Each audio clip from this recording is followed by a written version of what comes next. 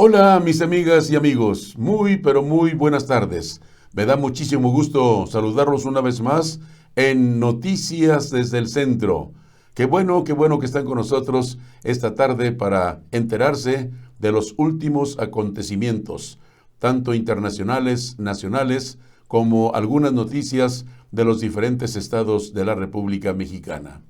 Nos da muchísimo gusto poder saludarlos en una emisión más de Noticias desde el Centro, este lunes 5 de octubre del 2020, cuando ya se han ido 279 días, le restan 87.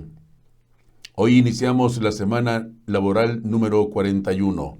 Hoy están de plácemes las personas que llevan por nombre Froilán y María Faustina o Faustino.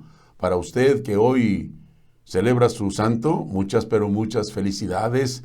Y si usted nació un 5 de octubre, hoy cumple años. Celebra cualquier acontecimiento social, muchas pero muchas felicidades desde aquí, desde el centro de la República Mexicana, desde León, Guanajuato, la ciudad industrial del calzado. Les enviamos un fuerte abrazo para todos ustedes. Sean felices, por favor. Yo les invito para que nos sigan en nuestras páginas. Estamos en YouTube, en Twitter, Facebook e Instagram. A nombre de su servidor y amigo Guadalupe Garza Ruedas, o bien Noticias desde el Centro. También les invito para que compartan este espacio informativo con sus amistades, con sus amigos, con sus familiares. Compartan este servicio informativo de Noticias desde el Centro y también les invito para que se registren en nuestra página de YouTube. Vamos a iniciar nuestras noticias de este lunes 5 con el pronóstico del tiempo para Matamoros, Tamaulipas y toda la región del noreste de nuestro país. En Matamoros, la temperatura máxima el día de hoy estará en los 31 grados centígrados, la mínima en los 19. La sensación térmica en Matamoros será de 18 grados centígrados. Será un día mayormente despejado. No hay pronóstico de lluvias o son mínimas las posibilidades de lluvia. En Matamoros, la temperatura máxima está en los 36 grados centígrados. Soplan vientos del oeste-noroeste 5 kilómetros por hora. La humedad relativa 97%, la presión atmosférica está en 1019 milibares. El sol salió en Matamoros a las 7 de la mañana con 23 minutos. A esa hora se apareció el sol por allá en Matamoros y se oculta a las 7 de la noche con 11 minutos. Ahora déjeme informarle sobre las condiciones del tiempo para León, Guanajuato. La temperatura máxima aquí en León será de 25 grados centígrados, la mínima en los 8 grados centígrados. La sensación térmica está en los 8 grados centígrados. Hoy tenemos mañanas muy frescas aquí en León, Guanajuato, la temperatura en 8 grados centígrados. En estos momentos, aquí en León, la temperatura está en los 26 grados centígrados. Hay completamente calma, no soplan vientos aquí en León. La humedad relativa 77%, la presión atmosférica en los 1020 milibares. Aquí en León, el sol alumbró a las 7 de la mañana con 39 minutos y se oculta a las 7 de la noche con 30 minutos. Estas son las condiciones del tiempo, tanto para Matamoros, Tamaulipas, como para León, Guanajuato.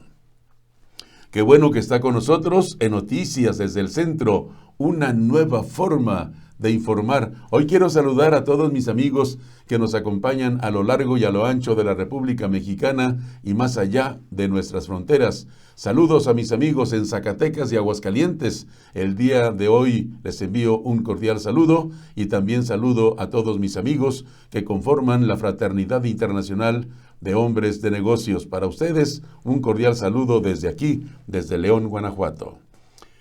Bien, pues vamos a las noticias. Lo que publican en sus páginas el día de hoy, lunes, los principales diarios que circulan a nivel nacional. En portadas, el Tren Maya costará 17,000 millones de pesos más.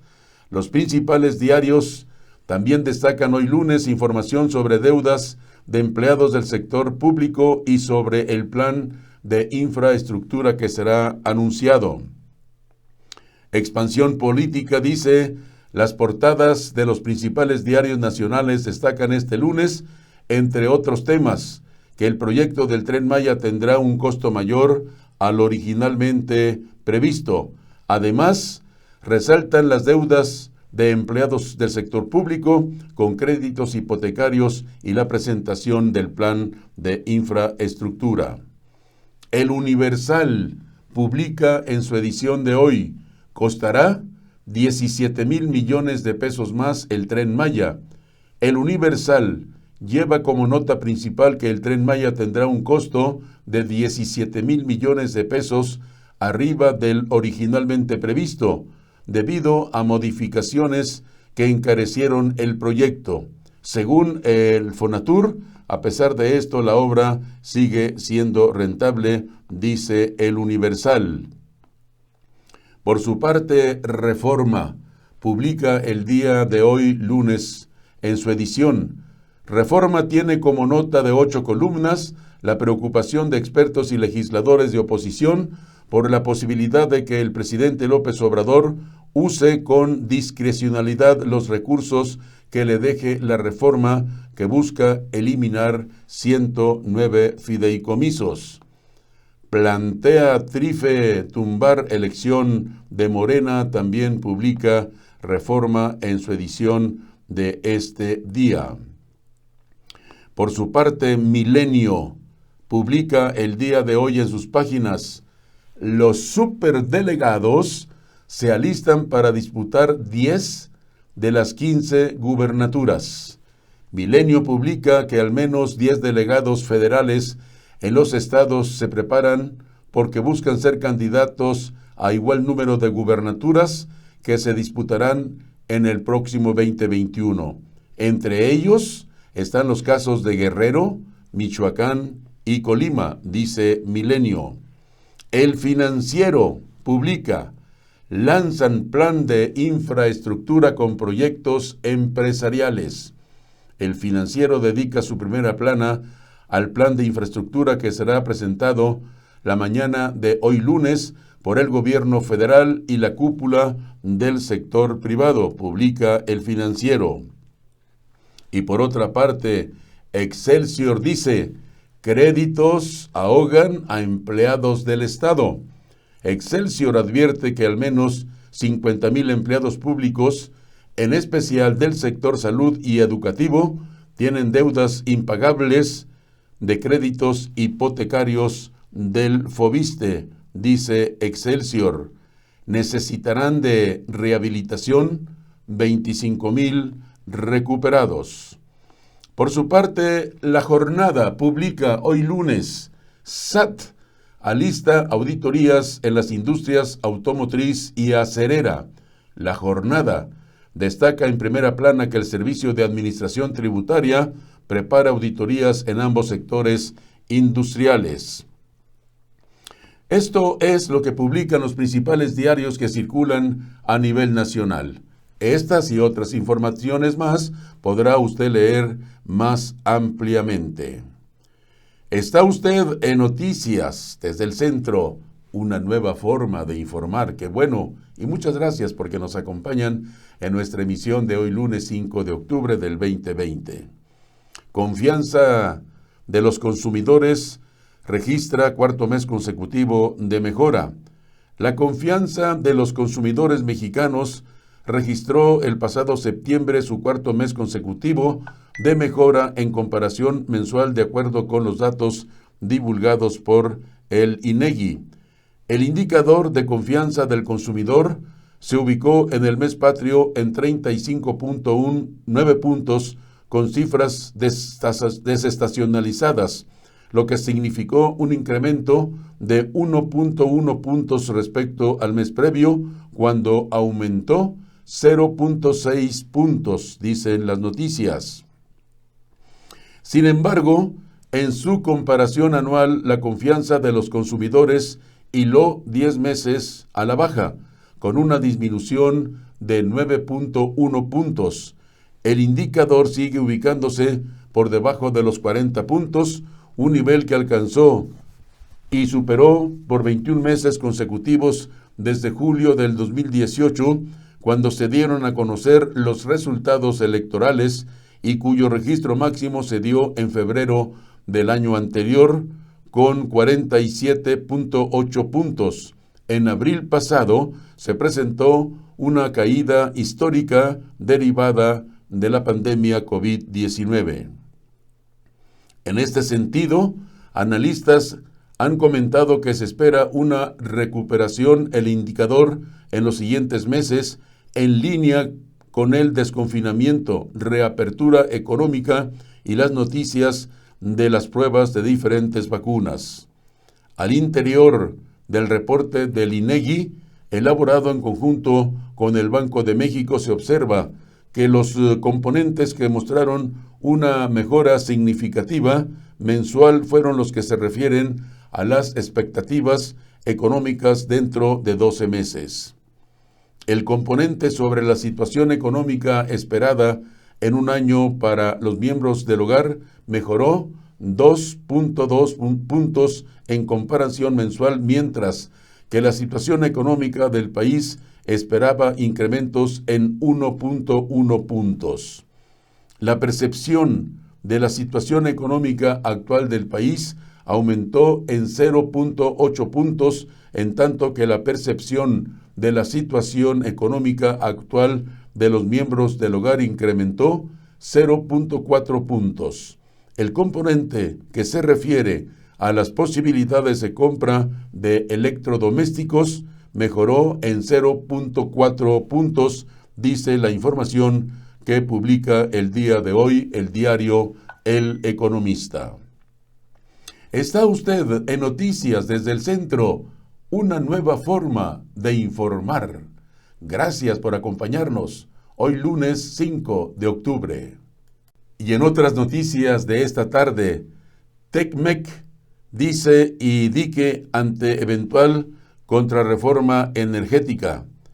Bajo la cláusula denominada cremallera, nuestro país se comprometió a no cerrar mercados ya abiertos al capital privado y por otro lado se obligó a no favorecer a sus empresas estatales. Revertir la reforma energética de México promulgada en el año 2014 violaría los compromisos de este país en el Tratado Integral y Progresista de Asociación Transpacífico y el Tratado entre México, Estados Unidos y Canadá, destacaron consultores en comercio internacional. Al grado de apertura que ha dado hasta ahora México en el sector energético, está consolidado en el TECMEC y el TIPAL, y también quedaría consolidada una apertura mayor si México la tuviera en el futuro. Esto explicó Kenneth Smith, jefe negociador del TECMEC por parte de México y socio de la consultoría Agón. Ambos acuerdos comerciales incluyen la denominada cláusula cremallera de irreversibilidad. Si un país procede unilateralmente a una apertura, esta se consolida inmediatamente. Ello lleva una liberalización constante con consolidaciones continuas en diversos sectores. Smith comentó que esa misma cláusula se pactó con la modernización del Tratado de Libre Comercio entre la Unión Europea y México, cuyas negociaciones ya se cerraron, aunque el texto aún no se firma. Pero incluso, al margen de ello, la misma protección está vigente en distintos acuerdos para la promoción y protección recíproca de las inversiones. Varios de ellos entre México y países europeos no se pueden cerrar espacios a la apertura que se dan a los inversionistas, tanto nacionales como extranjeros, dijo Smith. Por otra parte, Juan Antonio Dorantes, socio director de una consultora, especificó que en el capítulo de energía del TIPAD firmado en febrero del 2016, México se comprometió a mantener el nivel de apertura que estaba en ese momento vigente.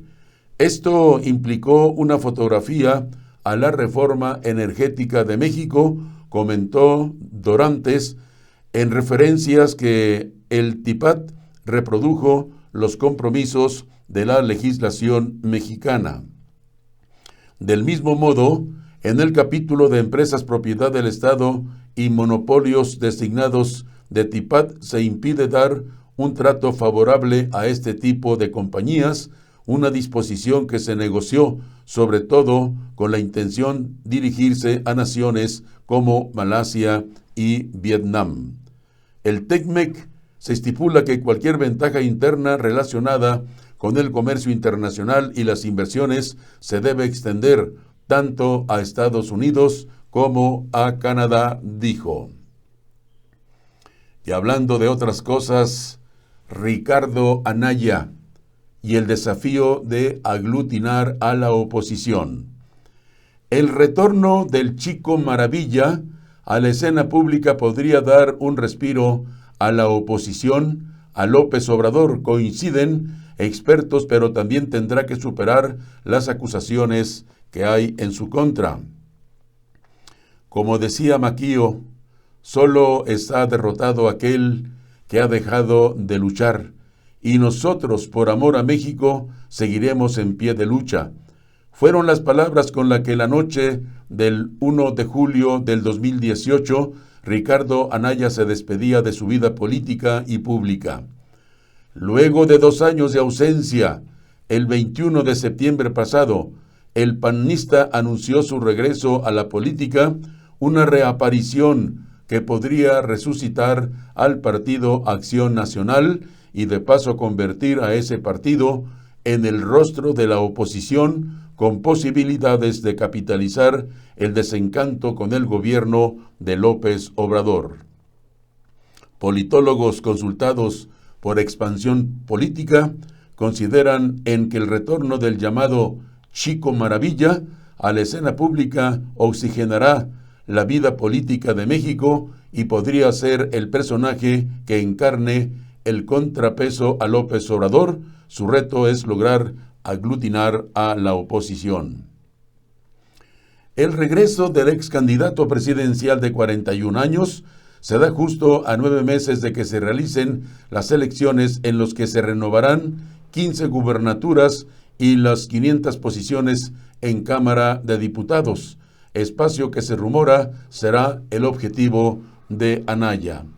Un regreso que se da a unas semanas de que el exdirector de Pemex, Emilio Lozoya, lo señalara en su denuncia de hechos ante la Fiscalía General de la República de haber recibido 6.8 millones de pesos para su campaña por la gubernatura del estado de Querétaro.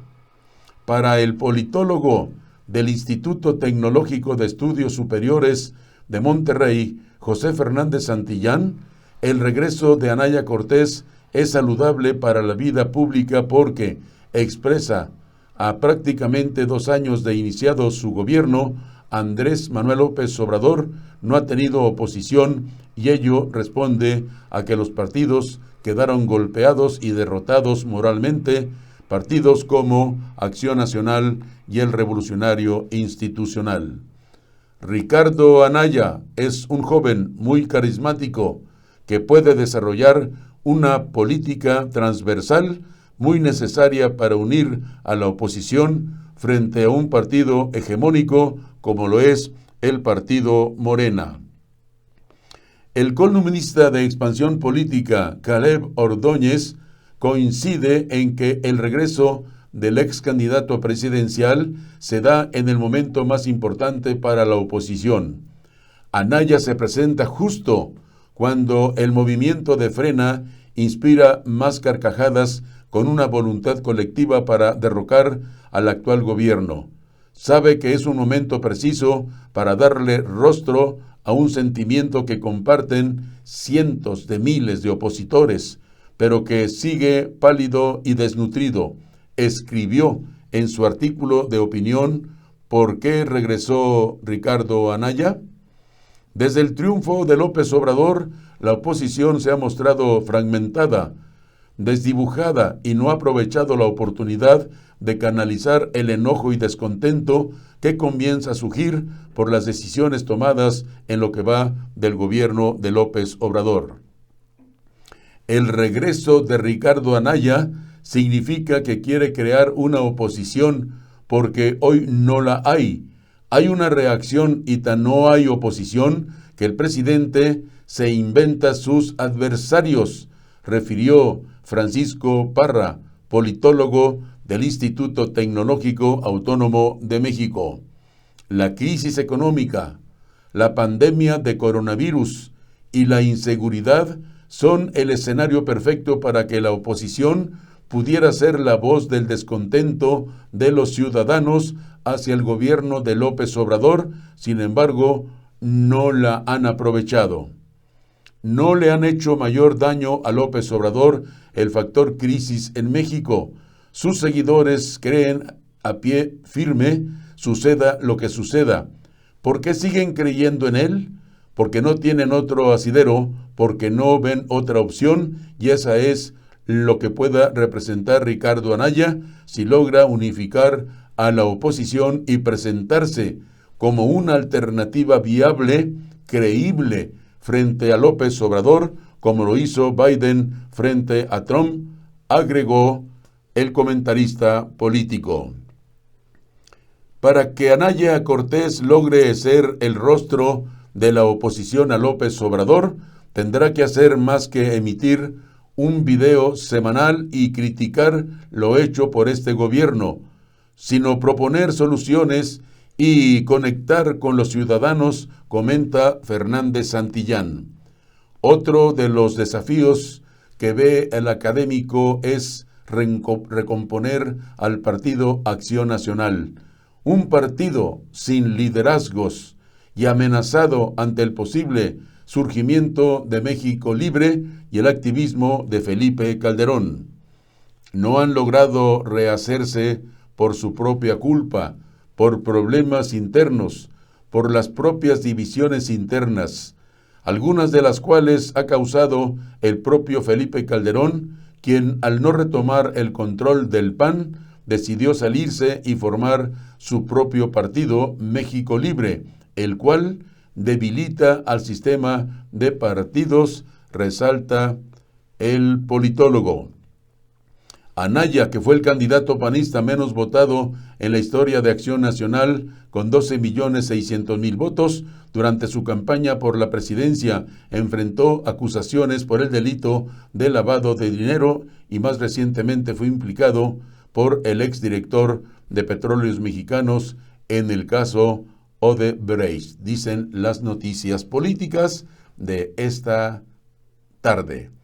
Está usted en Noticias desde el Centro, una nueva forma de informar. Gracias por acompañarnos. Reforma de pensiones será discutida después de aprobar el presupuesto 2021, dicen los diputados. La iniciativa para reformar el sistema de pensiones impulsadas por el Ejecutivo Federal no contempla el uso de recursos públicos, por tanto, su discusión se programará hasta después de la aprobación del paquete económico 2021. La iniciativa para reformar el sistema de pensiones impulsada por el Ejecutivo Federal no contempla el uso de recursos públicos, por tanto, su discusión se programará hasta después de la aprobación del paquete económico 2021, es decir, para finales de noviembre, adelantó la diputada Patricia Terrazas del Partido Acción Nacional y presidenta de la Comisión de Hacienda de la Cámara de Diputados. El martes 29 de septiembre, la presidenta de la mesa directiva en San Lázaro, María Sauri, del PRI, turnó el proyecto del gobierno federal a la Comisión de Hacienda. Además, dispuso que la de Seguridad Social lo analizara, pero solo para dar su opinión, razón por la que la presidenta de esta segunda instancia legislativa, Mari Carmen Bernal Martínez del PT, solicitó la ampliación del turno para que la iniciativa sea dictaminada en conjunto. Se trata de una reforma muy importante, con obstáculos económicos para que beneficie de manera más amplia a la población, coinciden ambas legisladoras en entrevista con el diario El Economista. Ante la relevancia de la reforma será oportuno llevar el tema a un parlamento abierto, expresó Patricia Terrazas. Además, si bien la iniciativa fue anunciada por el presidente López Obrador y enviada desde el Ejecutivo, es una propuesta del sector empresarial. En su opinión, el gobierno federal le metió mano a la iniciativa, pero no para mejorarla, sino para imponer sus reglas en las comisiones. Todo el dinero lo pone al empleador, ni siquiera el trabajador. Si no se contemplan recursos públicos, entonces no hay necesidad de apresurar su discusión. La prioridad para la Comisión de Hacienda es el paquete económico 2021. Subrayó la fecha límite para definirlo, es el 15 de noviembre próximo. Tenemos tiempo suficiente porque la iniciativa entraría en vigor hasta el 2022.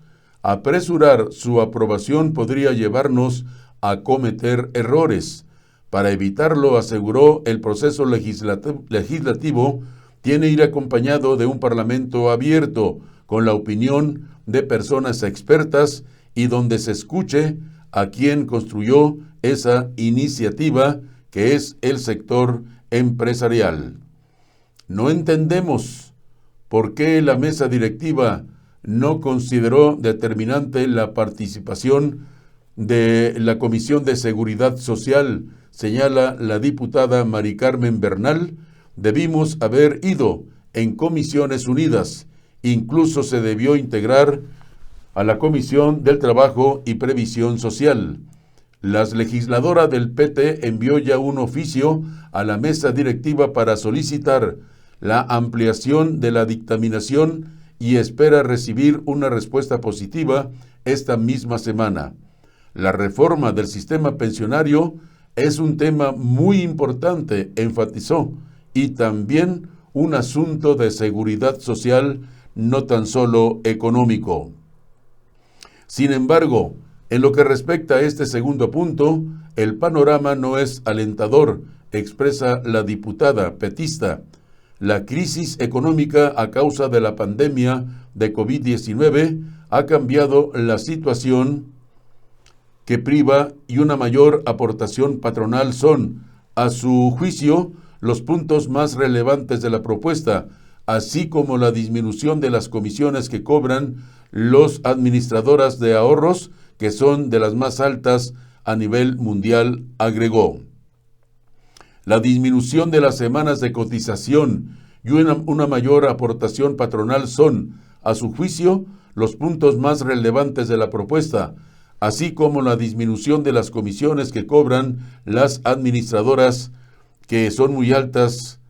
Dijo: me encanta que por fin se está tocando el tema, consideró la diputada Terrazas. Hasta ahora, los gobiernos no habían asumido la responsabilidad de pagar el costo de hacer esa reforma, comentó. Y por otra parte, ruidos sin resultados. Solo avanza 1 de cada 10 alertas ciudadanas anticorrupción. De las 4.530 alertas ciudadanas recibidas, solo se logró integrar 523 denuncias para investigar casos de corrupción, de acuerdo con la Secretaría de la Función Pública. Desde que arrancó la plataforma Alertadores Internos y Externos de la Corrupción, en julio del 2019, la Secretaría de la Función Pública ha recibido 4.530 alertas ciudadanas, de las cuales solo 523 han sido presentadas formalmente, es decir, apenas el 11%. Las dependencias, en su segundo informe de labores, que del total, unas 2.505 alertas presentan incompetencias, otras 1.160 están en espera de información complementaria y 297 están en análisis y revisión, mientras que no especifica cuál es el estatus de 45. La reforma fue impulsada por la secretaria Irma Heréndida Sandoval para promover la cultura de la denuncia ciudadana, ya que se busca proteger los derechos de los alertadores o soplones, como también se les conoce, para que se examinen. Dice las noticias, la plataforma impulsada es garantizar el anonimato de las personas alertadoras internas de la corrupción. Es el elemento fundamental que permitirá que la ciudadanización del combate a la corrupción resulte exitosa, señala el documento presentado a la par del segundo informe de gobierno del presidente López Obrador. En la plataforma es posible denunciar y alertar no solo de casos de corrupción, sino también de violaciones a derechos humanos y acoso sexual. Sobre el último, la Secretaría señala que se ha trabajado con los órganos internos de control, con lo que se ha logrado reducir el número de denuncias en materia de hostigamiento sexual. De acuerdo con los lineamientos para la promoción y operación del sistema de ciudadanos alertadores internos y externos de la corrupción, las razones por las que se puede declarar incompetencia es por falta de elementos o también porque se consideran ajenas a las responsabilidades administrativas, implican conflictos jurídicos entre particulares, pertenecen al ámbito del derecho civil, agrario, laboral, fiscal, penal, corresponde conocer a alguna autoridad jurisdiccional, judicial o legislativa, federal o local, o no constituyan actos graves de corrupción, violación a derechos humanos, hostigamiento y acoso sexual. La funcionaria federal ha señalado que este es uno de los mecanismos más relevantes en el combate a la corrupción. Vamos a demostrarle a los ciudadanos que sí vale la pena denunciar, aseguró en el lanzamiento de la propuesta que a la fecha ha logrado llevar a su presentación una de cada 10 denuncias presentadas.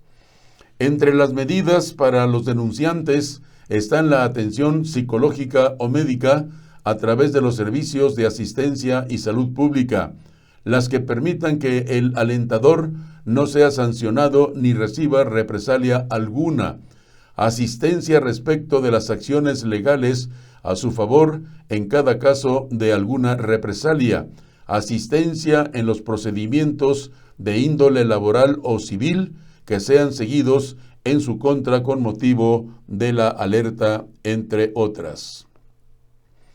Mientras que cuando se trate de una persona servidora pública, es decir, alertadores internos, se podrán reubicar a un área distinta de la misma sede donde realice sus actividades laborales, procurando que las actividades a realizar sean similares a las que tenía asignadas anteriormente y sin que ello implique la reducción en su sueldo, prestaciones y demás condiciones de trabajo, dijo la funcionaria. Estas son noticias desde el centro. Le invito para que nos siga a través de nuestras páginas. Estamos en YouTube, en Twitter, Facebook e Instagram. Todas a nombre de su servidor y amigo, Guadalupe Garza Ruedas, o Noticias desde el Centro. Gracias por acompañarnos.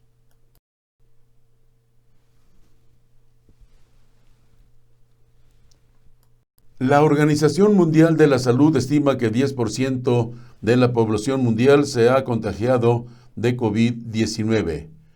Casi una de 10 personas podrían haberse contagiado con el virus SARS-CoV-2, lo que deja a la inmensa mayoría de la población mundial vulnerable a la enfermedad del COVID-19, dijo hoy lunes la Organización Mundial de la Salud. Casi 1 de 10 personas podría haberse contagiado con el virus, lo que deja a la inmensa mayoría de la población mundial vulnerable a la información o a la enfermedad. Mike Ryan, principal experto en emergencias de la Organización Mundial de la Salud, dijo el director ejecutivo de la agencia que estaban surgiendo brotes en zonas del sudeste asiático y que los contagios y muertes estaban aumentando en áreas de Europa y en la región del este del Mediterráneo. Nuestras mejores estimaciones actuales nos dicen que cerca del 10% de la población global podría haberse contagiado por el virus. Varía dependiendo del país, varía entre zonas urbanas y rurales, varía dependiendo de los grupos, pero lo que sí implica es que la inmensa mayoría del mundo sigue en riesgo, advierte Ryan. Nos encaminamos a un periodo difícil. La enfermedad se sigue propagando, dijo. La Organización Mundial de la Salud ha presentado una lista de expertos que participarán en una misión internacional a China para investigar el origen del coronavirus para consideración de las autoridades chinas, dijo. Y hablando de otros temas, la toma feminista de la Comisión Nacional de los Derechos Humanos cumple un mes sin síntomas de ceder. A pesar de las disputas que se tuvieron con otras familias de víctimas de violencia, la ocupación en la sede de la Comisión Nacional de los Derechos Humanos en el centro histórico de la Ciudad de México se mantiene. La ocupación de una sede de la Comisión Nacional de los Derechos Humanos en la Ciudad de México cumple el domingo, ayer, un mes, y las activistas y familiares de víctimas de violencia machista y feminista que están en el lugar no prevén abandonar las instalaciones, pues dijeron a EFE, están logrando sus objetivos. Las autoridades van a buscar intercambios y concesiones siempre, pero las instalaciones no van a ser entregadas. Nos vamos a quedar aquí, expresó un activista del Bloque Negro, grupo feminista que tiene tomado el edificio ubicado en el centro histórico de la capital. Con ella coincidió una de sus compañeras, quien aseguró que está dispuesta a correr el riesgo de que la maten, pero no va a ir del lugar, no se va a ir del lugar. Vale la pena.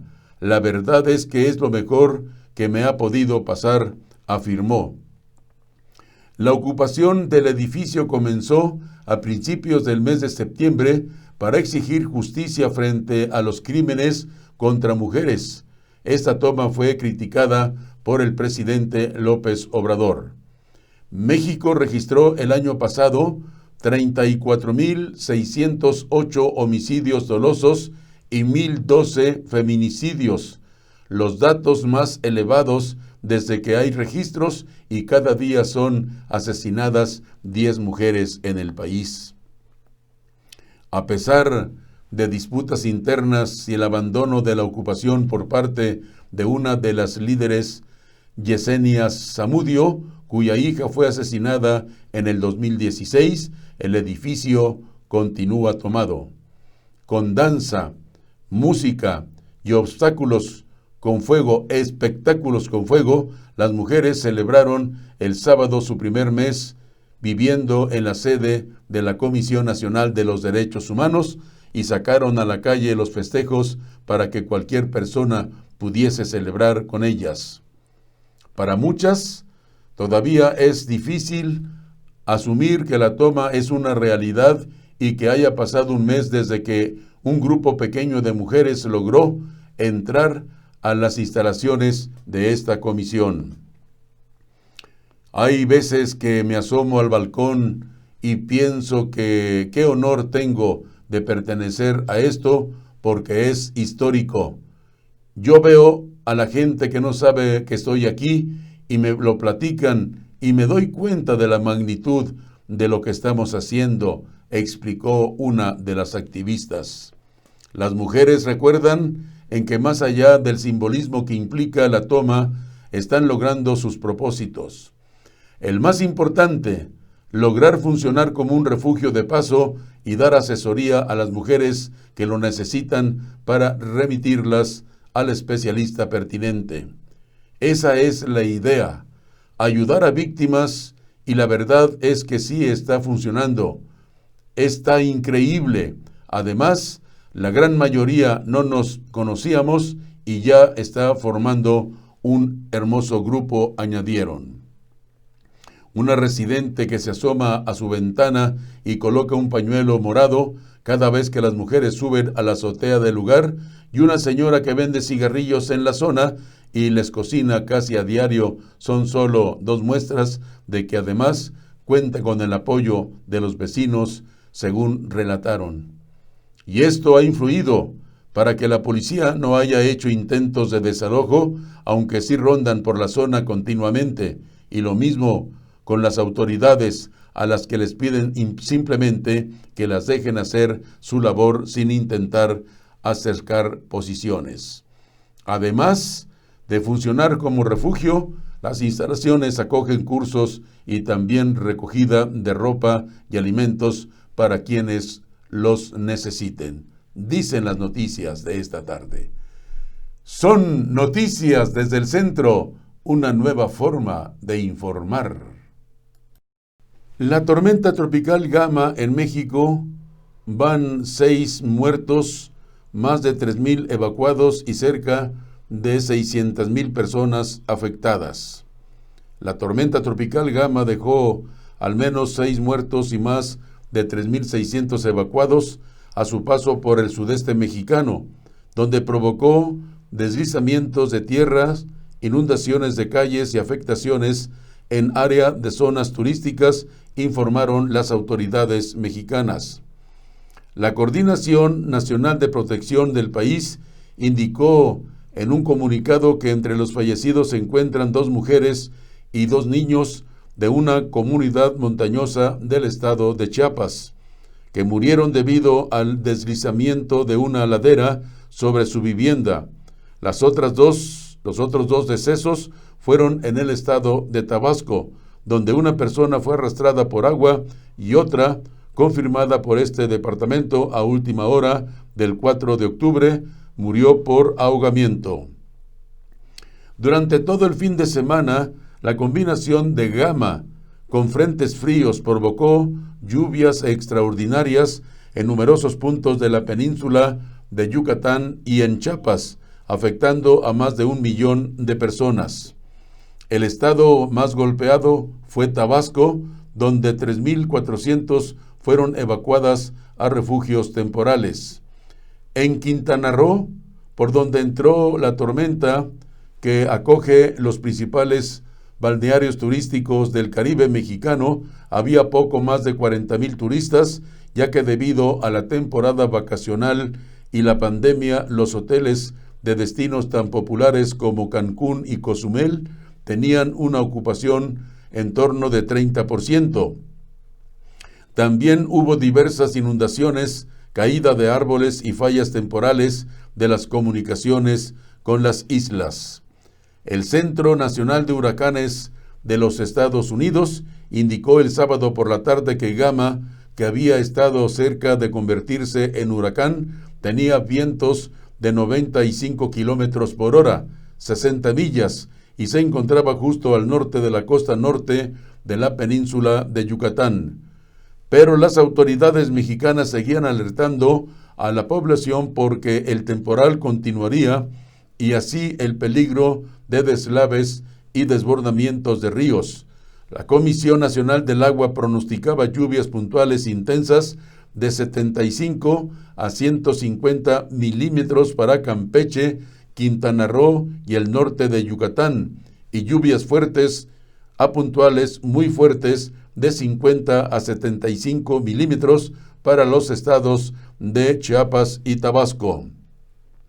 De acuerdo con el periódico Milenio, el titular de la CNOP, Laura Velázquez, informó que el número de afectados que hubo en los estados de Veracruz, Chiapas y Tabasco alcanzó los 592,501 personas. Corrijo, esta es el titular de CNPC y que publica Milenio en sus páginas. Aseguró, por otro lado, que se reunió con las autoridades de los 3 niveles de gobierno con el objetivo de coordinar los trabajos de prevención, asistencia y rescate a favor de la población. Para atender al amplio número de afectados, las autoridades mexicanas activaron 67 refugios temporales, de los cuales 61 se encuentran en Tabasco, 4 en Veracruz y solo 1 en el estado de Chiapas. De ellos, hay 64 que ya ofrecen servicios a la población que sí lo necesita.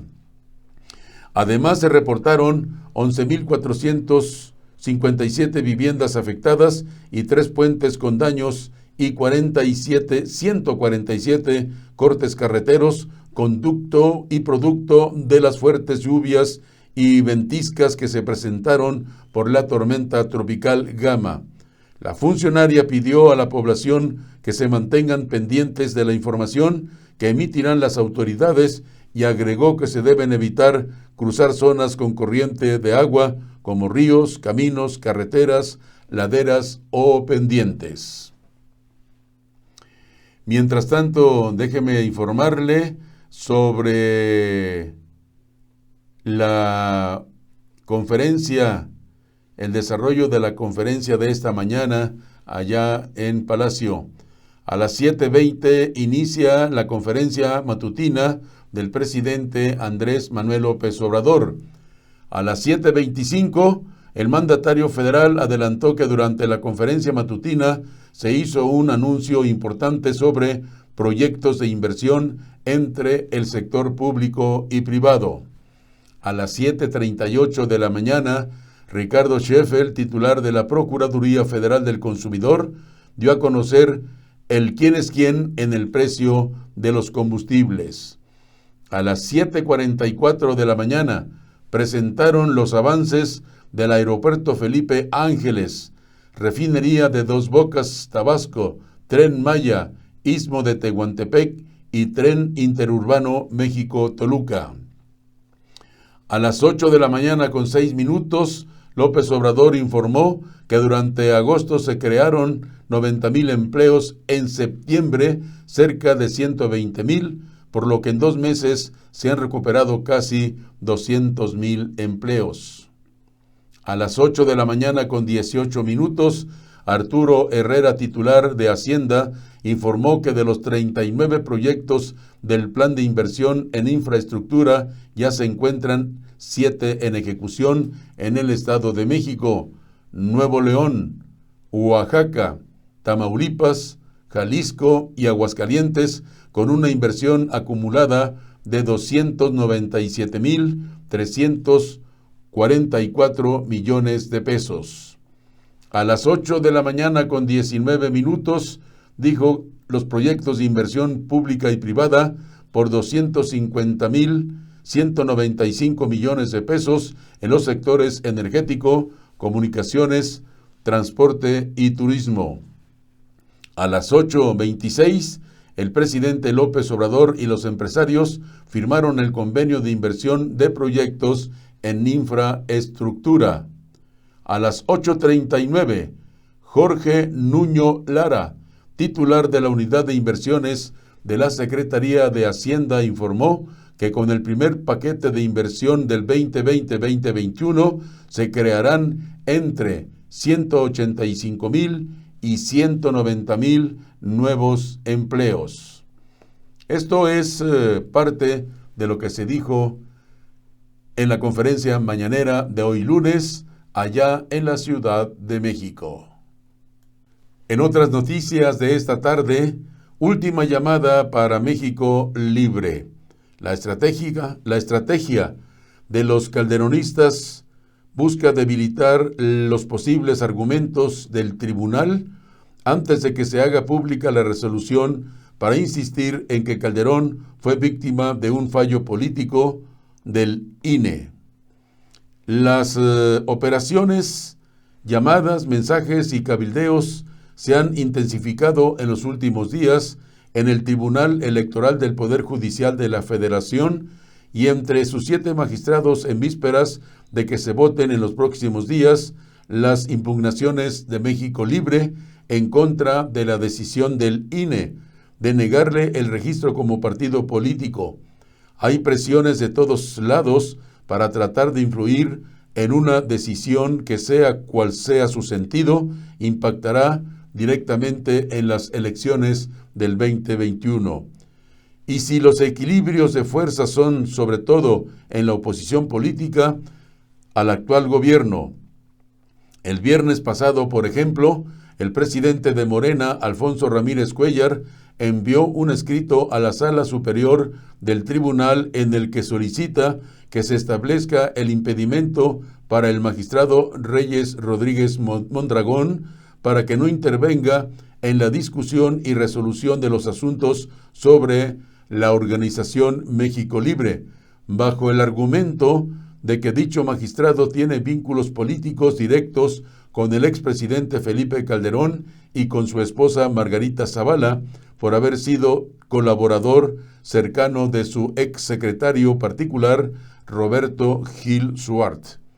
Mientras tanto, Felipe Calderón mandó ese mismo día viernes otra carta dirigida a los magistrados del tribunal en el que descarta que Reyes Rodríguez tenga algún tipo de vínculo o relación con él y con su esposa, por lo que pide que se descarte cualquier petición de que el magistrado se excuse y no participe en la revisión y votación de la ponencia que presentará el magistrado José Luis Vargas sobre los recursos de impugnación de México Libre.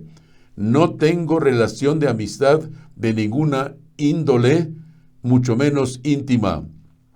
No tengo vínculos personales, ni siquiera he tenido trato con él, menos familiaridad o frecuencia con él mismo. No hay familiaridad ni frecuencia en un trato que no existe, dice el expresidente sobre el magistrado Reyes, con quien dice no haberse reunido nunca, ni cuando fue presidente, ni después de dejar la presidencia, dice Felipe Calderón.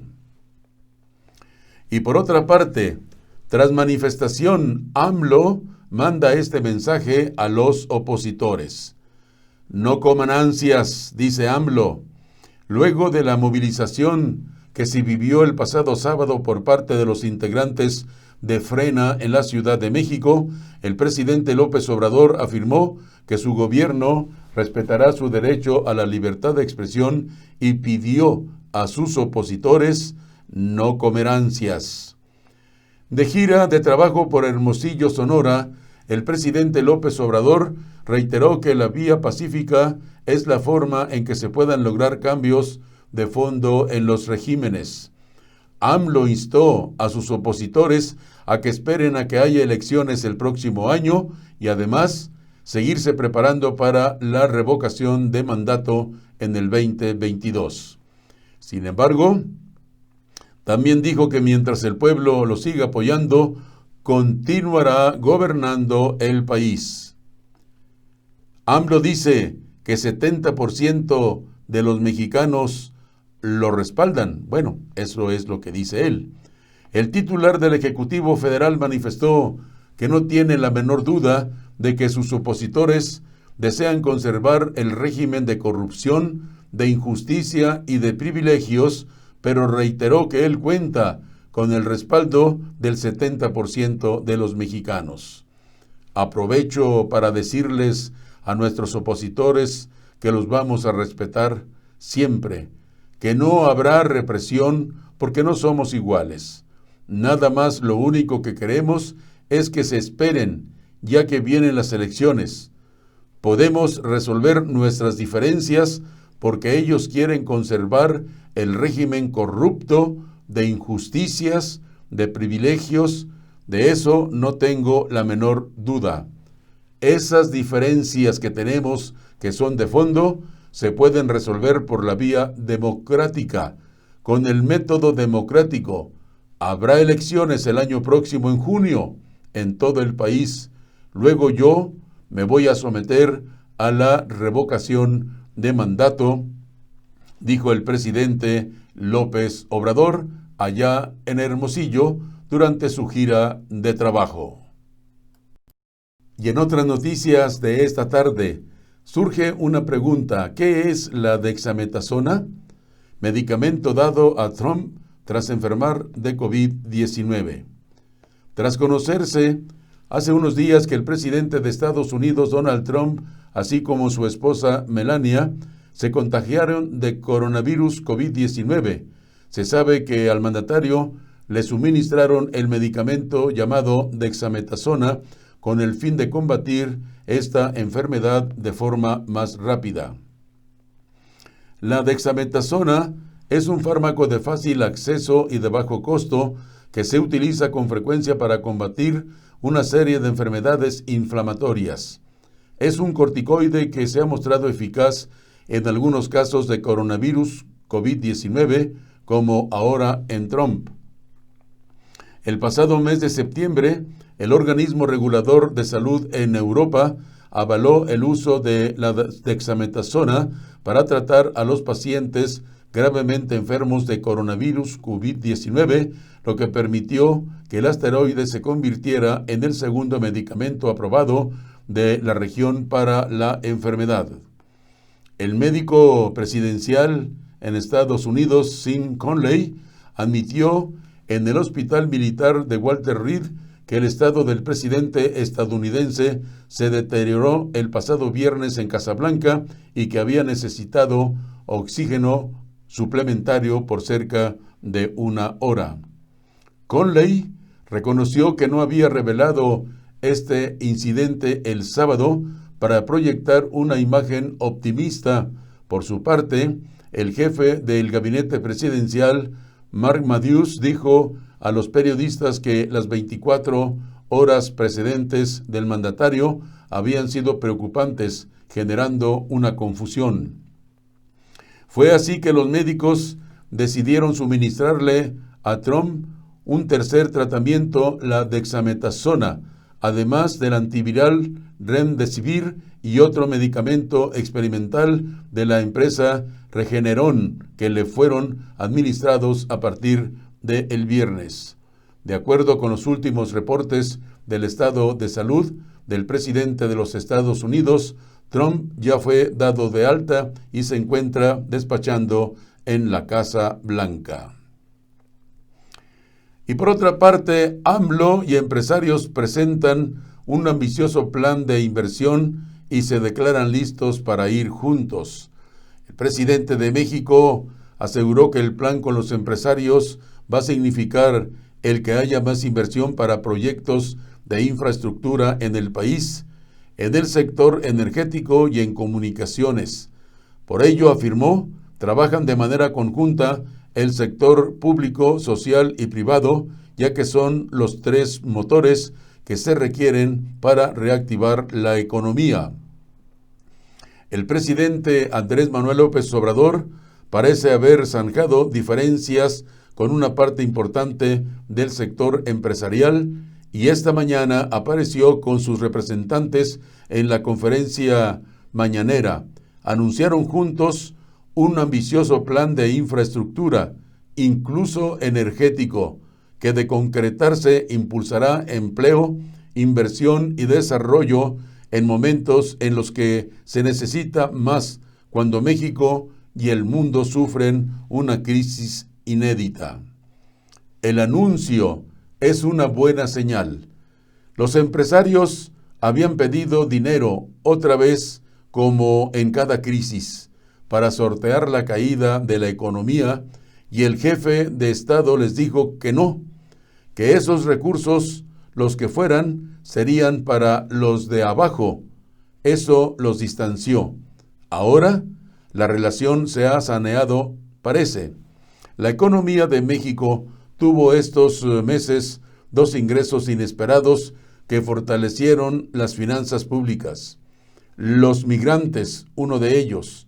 El otro fue el pago de impuestos por parte de los gigantes corporativos que debían a la hacienda pública por laxas políticas y para el presidente por la complicidad de los anteriores gobiernos. Ahora sí se va a hacer un anuncio muy importante porque va a significar el que haya más inversión para proyectos de infraestructura en el país. proyectos también en el sector energético, todo lo que tiene que ver con comunicaciones, dijo López Obrador durante el desarrollo de esta mañana con la élite empresarial juntos en Palacio Nacional. Estas son noticias desde el centro, una nueva forma de informar. Y en otras noticias internacionales, el alcalde de Nueva York, Bill de Blasio, propuso el cierre de todas las actividades no esenciales, incluidos centros educativos, en los 9 distritos postales de la ciudad debido a los rebrotes de coronavirus que se han registrado. El funcionario señala que la medida podría aplicarse al menos durante 2 semanas.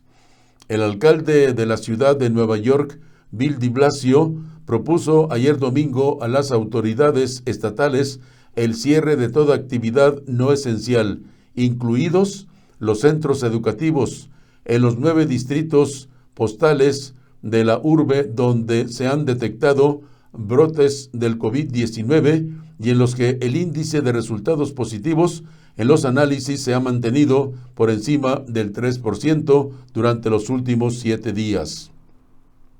En un comunicado, el alcalde ha solicitado que la paralización de la actividad no esencial comience el 7 de octubre y ha pedido también que se prohíban las actividades de alto riesgo en otros 11 distritos postales en Nueva York.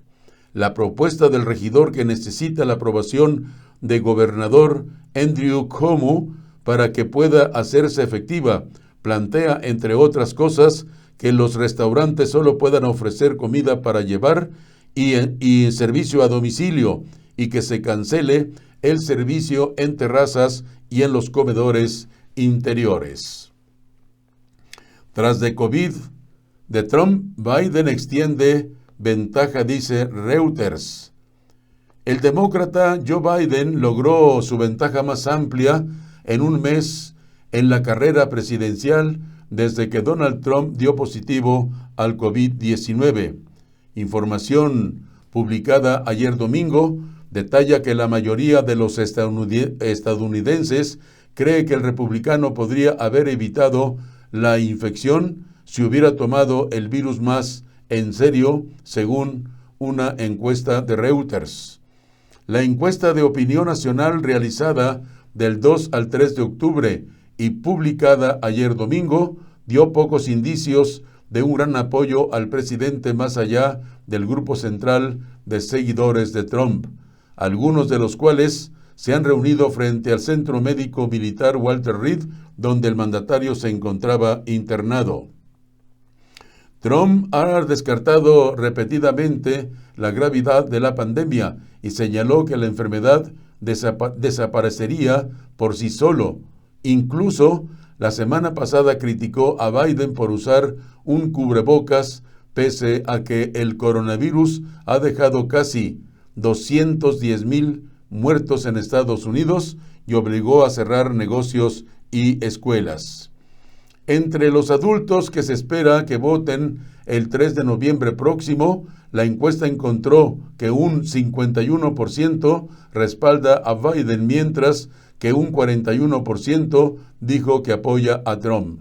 Un 4% eligió a un tercer candidato y el otro 4% dijo estar indeciso. La ventaja de 10 puntos porcentuales de Biden sobre Trump es de 2,1 puntos más alta que la que alcanzó en las últimas semanas, aunque el alza aún se encuentra dentro del margen de error de la encuesta, más o menos 5 puntos porcentuales. A un mes de las elecciones, Biden ha mantenido su ventaja para asegurarse el voto popular. Pero para ganar la presidencia, un candidato debe prevalecer en suficientes estados para imponerse en el colegio electoral, y algunas encuestas muestran que Trump es casi popular como el demócrata en los estados importantes. Trump, de 74 años, dijo el sábado en un video desde la habitación del hospital en el que se encontraba internado, que se siente mucho mejor y espera volver pronto tras un día de mensajes contradictorios desde la Casa Blanca sobre su condición luego de ser diagnosticado por COVID-19. Pero el presidente Trump ya fue dado de alta y, como dijimos anteriormente, ya se encuentra despachando en la Casa Blanca en Washington. Vamos a las noticias que se generan desde Tamaulipas. El gobernador pone en marcha otra estación de servicio en carretera del estado de Hidalgo, Tamaulipas, como seguimiento a su compromiso de continuar brindando más seguridad a los tamaulipecos. El gobernador Francisco García Cabeza de Vaca inauguró en este municipio de Hidalgo las instalaciones de una nueva estación TAM, la cual forma parte del proyecto impulsado por su administración para fortalecer la confianza de los usuarios de la red carretera estatal. En octava estación, TAM se encuentra ubicada en el poblado El Tomaseño, a un costado de la carretera nacional a Monterrey. Es una nueva estación TAM. El mandatario tamaulipeco estuvo acompañado por el secretario general de gobierno, César Augusto Verástegui, y otros altos funcionarios estatales. Las estaciones TAM están ubicadas cada 50 kilómetros en puntos estratégicos de las carreteras del estado, permitiendo brindar de esta forma atención, asistencia y orientación a los usuarios que así lo ameriten. El proyecto consta de 3 etapas, de las cuales la primera de ellas consta de la edificación de 10 complejos de este tipo. La segunda etapa contempla construir 12 estaciones TAM, estas adicionales en el estado, y ya en el desarrollo de la tercera etapa se cubrirá el resto para llegar a un total de 30 edificios similares. Como parte de su gira de trabajo por este municipio, el gobernador Francisco García Cabeza de Vaca realizó también un recorrido por el ejido El Chorrito, donde convivió con habitantes, comerciantes y turistas que visitan este emblemático destino turístico y religioso del centro del estado tamaulipeco. Me da mucho gusto poder estar aquí, ver que la gente sigue viniendo y bueno, pues es aprovechar para invitar a todas las familias para que nos visiten. Es un lugar de veras hermoso que bien vale la pena llegar a esta parte alta del municipio de Hidalgo y donde, les repito, hay muchas personas que vienen aquí a visitar a la Virgen del Chorrito, destacó. El mandatario tamaulipeco precisó que parte del trabajo que se hace con la Secretaría de Turismo es precisamente el de fortalecer las áreas donde hay visitantes, y este sitio es el lugar más importante y emblemático del turismo religioso en nuestro estado. Es por eso que he dado las instrucciones para que se hagan las adecuaciones y sobre todo apoyar el mantenimiento para invitar a la gente, a la población, especialmente a todos los creyentes, a venir a visitar a la Virgen del Chorrito, añadió. Agregó que estas acciones se están haciendo también en la presa Vicente Guerrero, Miramar, en La Pesca y en el resto de las playas tamaulipecas, así como en la biosfera del cielo, donde de igual forma se están dando mucho impulso al turismo ecológico, cada vez cobra mayor relevancia a nivel mundial y donde México y Tamaulipas no son la excepción. Entonces, estamos haciendo lo propio, impulsando el desarrollo, sobre todo, garantizar a todos los visitantes que tengan la tranquilidad de que se están llevando los protocolos correspondientes en todas las áreas, primero que nada para el tema COVID-19 y paralelo a ello, carreteras seguras y muy vigiladas, acciones que han generado mucha confianza para que cada vez se incremente más los visitantes en Tamaulipas, indicó el señor gobernador del estado. Y en Matamoros habilitarán área frigorífica en el Hospital General, luego de que el frigorífico móvil que se ubica en el Hospital General Dr. Alfredo Pumarejo fue retirado. En las instalaciones de esa institución se habilita un área que cumpla con las especificaciones de la Secretaría de Salud para depositar los cuerpos de las personas fallecidas por causa del COVID-19. Lo anterior lo informó el subdirector de citado hospital en Matamoros, Óscar de la Cerda, quien señaló que esta determinación la designó la Secretaría de Salud al decretar la fase 2 de manera provisional y al tomar en cuenta que el índice de disminución de muertes provocadas por el coronavirus. El procedimiento es el mismo para depositar los cuerpos de las personas que lamentablemente fallezcan por causa del coronavirus.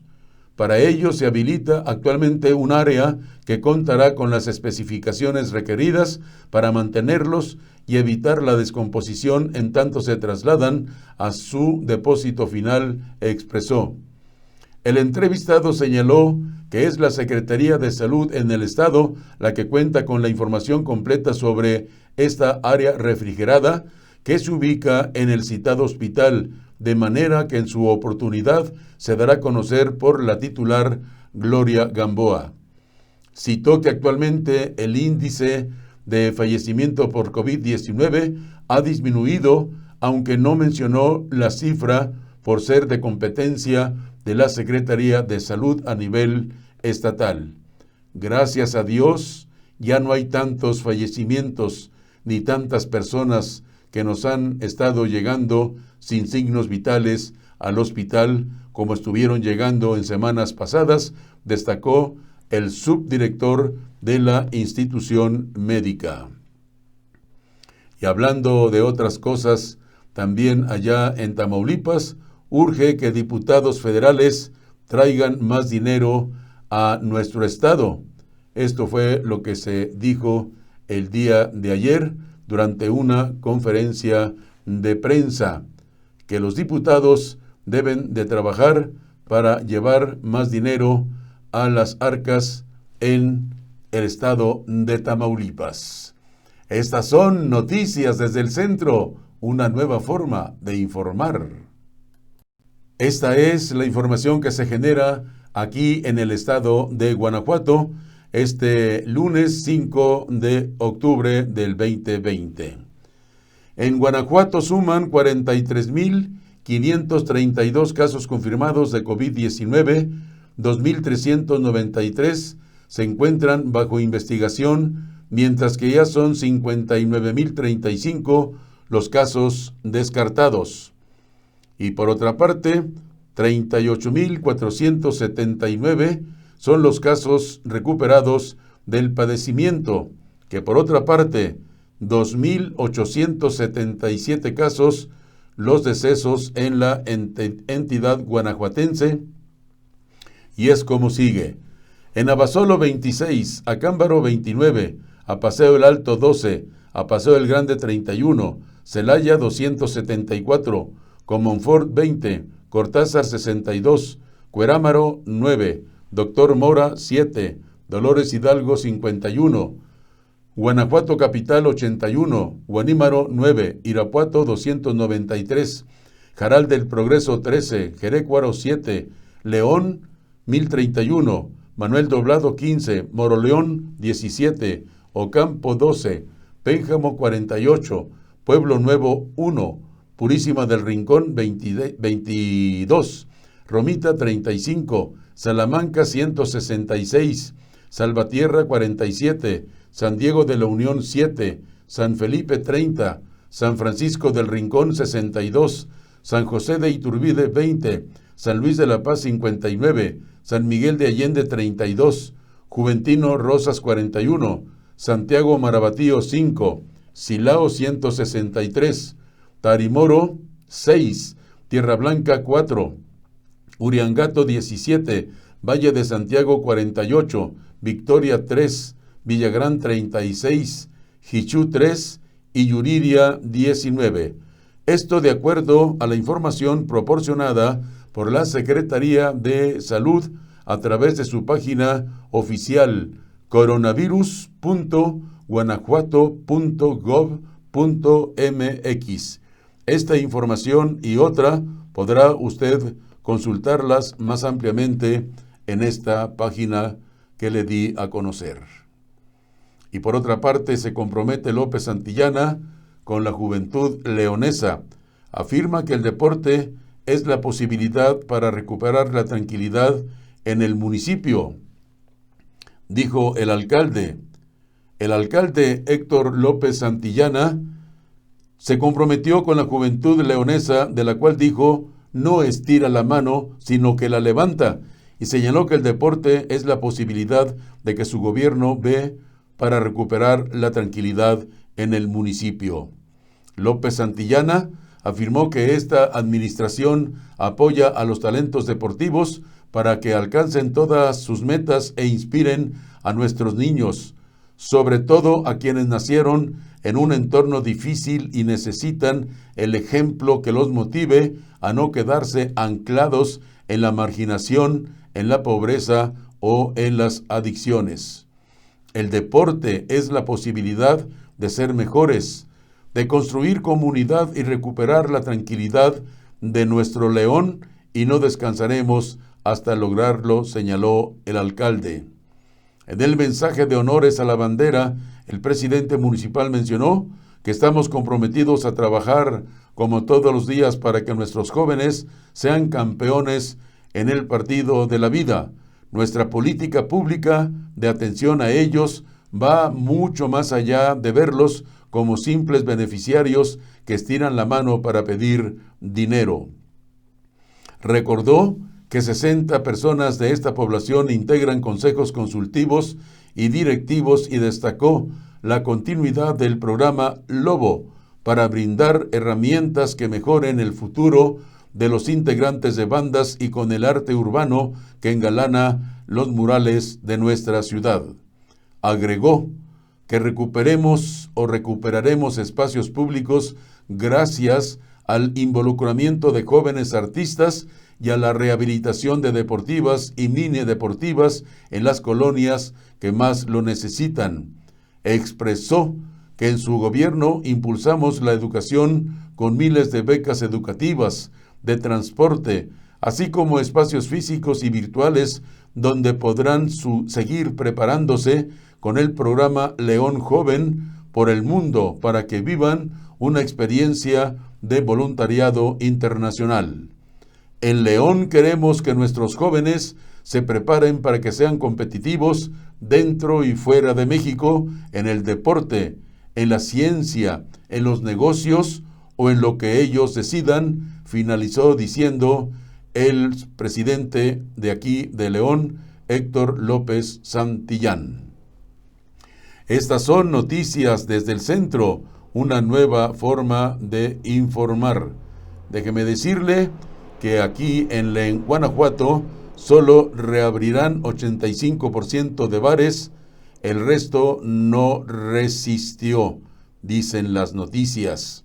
Uno de los sectores que seguía en espera de retomar actividad en el estado de Guanajuato era el de bares y cantinas, y ahora que el semáforo de reactivación económica ya cambiará a color amarillo, estos establecimientos están listos para abrir sus puertas.